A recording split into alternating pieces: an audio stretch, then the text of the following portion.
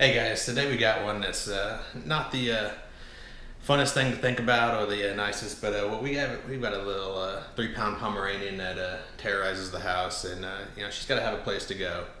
She's been crate trained, she's been potty trained to use pee pads, and that's not the funnest thing to always have lying around the house, and nonetheless that's part of our life, and we found a way to kind of deal with it as best we can. But again, we'll do anything for her, so not a big deal.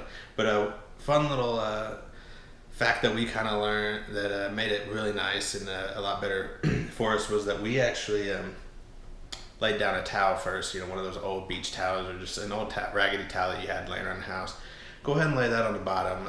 We found that kind of helps our dog out realize that maybe it's grass or it's just something firm and it wants them to go to it. But the most important advice that I can give you on the pee pads is don't be cheap.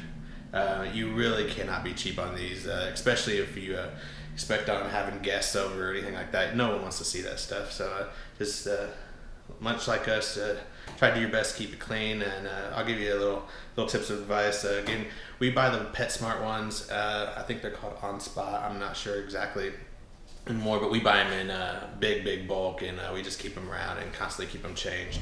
But nonetheless, those have the pheromones in there that make the dogs want to actually constantly go to the spot.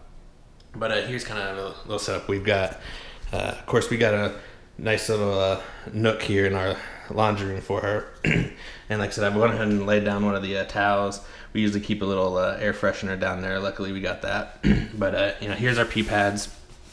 They do have some sticks on the bottom if you go on the floor, but like I said, once these get a little saturated, they really start to get wet underneath here. So this is a big reason why we do this, to help protect our floors and to help protect anything underneath it. That's kind of why we do this as well, not only to help them train, but keep our house as nice as we can. So we kind of throw that back in there for her, and we've noticed that keeps her, keeps her constantly always on the towel and everything. And if you're like us, you've learned a few of the little gimmicks.